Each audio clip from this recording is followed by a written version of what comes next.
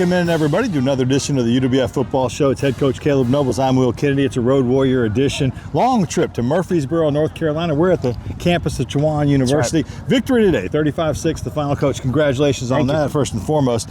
A little bit of a wacky trip. Let's let the audience know. You guys left on Thursday, bust up part of the way, stay the night Friday, and then you were all set to get here and do your thing, and then it didn't work that way. Yeah, honestly, everything was smooth. We wake up this morning ready to go, and one of our buses we had already sent here to the school to drop off equipment, so we had 3 buses total. Well, we had 2 at the hotel, one of them wasn't working, so our guys were resilient. We packed all 64 players and then about 5 coaches on the bus. Got here a little bit later than we normally do, but the boys were ready to play, and they did a good job of it. It's just team bonding time. It's one of those activities pretty that you do. close on that bus. You knew coming into this one. I mean, Chowan had won 2 of their last 3. They have, been in a lot of close games early in the season. They gave you the fight you expected today? They did, yeah. I mean, that's a good team. Coach Johnson's definitely doing some good things over there, and doing a good job on offense, defense, and special teams. So I've told our guys, every game here on out is a playoff game. We got to have the mentality that our back's against the wall, and it doesn't matter the location. We got to be ready to play, and our guys did a good job of doing that today. Let's take a quick look at the first half highlights. You guys kicked the football away first. You get a chance to get it in the second half. You hold them and force a punt, get the ball, and it's kind of a little bit of a short field situation. You don't have to go too far. End up with kind of a Damani Brown in the end zone. I mean, Marcus is kind of picking up where he left off the week before. No, for sure. We did a little hard count and got a free play, and they did a good job of connecting like they do in practice. They've done it a couple times this year, so good job of starting hot, and excited that the offense did that. They get their offense out on the field and take a nice long drive, kind of putting plays together. I mean, a little bit of some mistakes here and there, penalty here and there, but their quarterback, who you kind of knew coming in was going to be dangerous, gets them down deep in your end, but then your defense holds up, forces a field goal. No, they did a great job of bowing their neck whenever it mattered the most down in the red zone, and excited they did that. We had a penalty that had Guy's helmet come off, and he kept chasing the quarterback, so extended the drive. So obviously something we want to eliminate, but I do love that we're chasing the ball. Just got to do it with your helmet on. That doesn't feel like a penalty. It feels like dedication as far as I'm concerned. That was a 12-play drive that ripped off 5 minutes. You get it back, and as you've done before, you answer a score with a score. You guys go on a 10-play, 64-yard drive, march down the field. The touchdown's a little weird in that it's kind of thrown up into some coverage. I think it was for Damani maybe, and then it comes off the fingertips, and somehow Corey finds it at the back of the end zone for a 19-yard touchdown. No, it was a really good job of Corey Scott chasing the ball. We talk all the time about he chasing football, and the ball wasn't going directly to him, but he got tipped up. So did a good job of catching, keeping the foot in, and that's 2 weeks in a row that our guys have chased the ball and had a ball tip off somebody's hands, and we go score off of it. Defense does their job again, gets the ball back to you, short field, 48 yards. You get an opportunity to drive it down, and this time it's Jay Sharp in the running game, and the running game was dominant today, but you cap it off with an 11-yard touchdown for Jay. Yeah, O-line did a great job today. I think we ran for 280-something. They did a phenomenal job of whenever we get the ball and be able to push it downhill, run the ball downhill, and so we did a bunch of different schemes that I think they embraced here in practice week.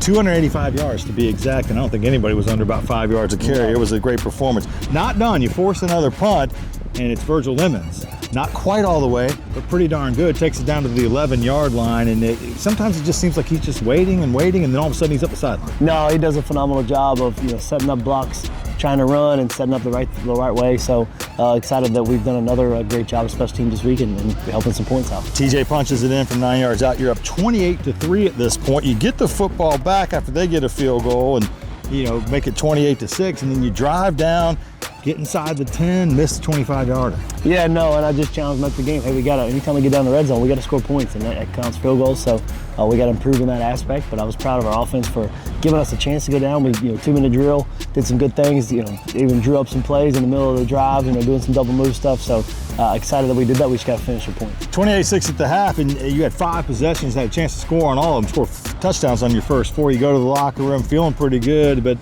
come out in the second half. Let's get into those highlights, and it just didn't quite find traction. It's one of those weird games from a lot of different standpoints. You get the football to start the second half, but really don't go anywhere, and it's a fumble. Yeah, we ended up putting the ball on the ground, and honestly, they did a good job of trying to punch one out from behind. It's usually the guy you can't see that forced the fumble, so we got to improve on that. And there's some good things we do on the drive, but we get to hold into the fumble. But the good news is your defense then forces a fumble. You fall on that one, get it back, turn it over on downs, and you force a punt from them, and finally you get the offense going a little bit. You get down 11-yard line right there in the red zone again. It's another miss, this time from 28 yards out, and this is a tough field to kick in. The wind, it's downhill, it's sloped, it's all over the place, but those got to go through. Yeah, no, we got to execute those points. We got to score those when we get down that close, and help our defense out, keep them off the field, but also go score points when we get a chance to. So something we definitely got to improve on.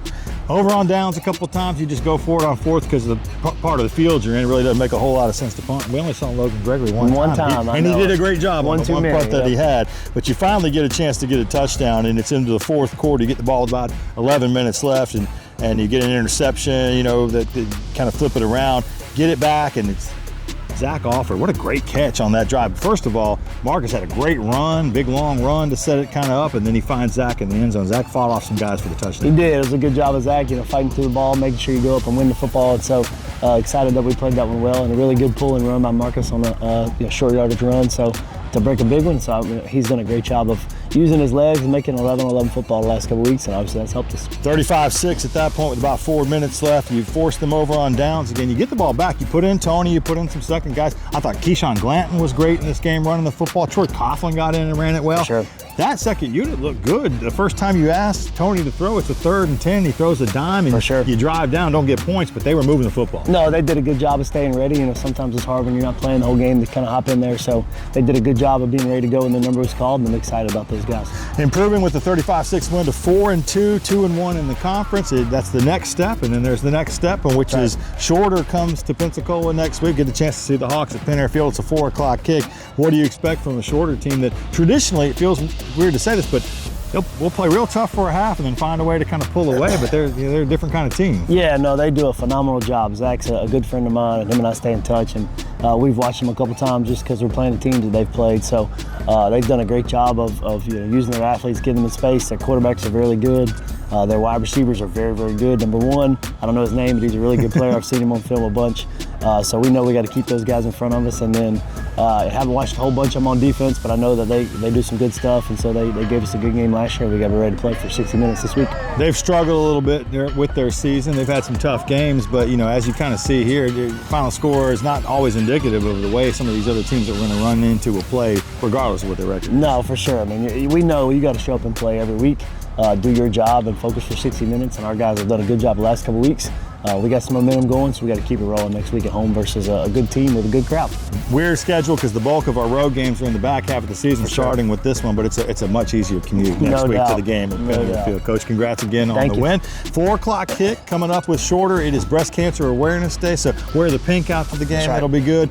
3 o'clock, the gates open. Tailgating, you can start at noon. You can have a good old time right outside the stadium. We'll be on the radio with you at 3:45 with the pregame show, and then Flow Sports, our partners with the GSC for streaming. That starts at 4 o'clock. We'll look forward to it, and as always, go Argos. Go Argos.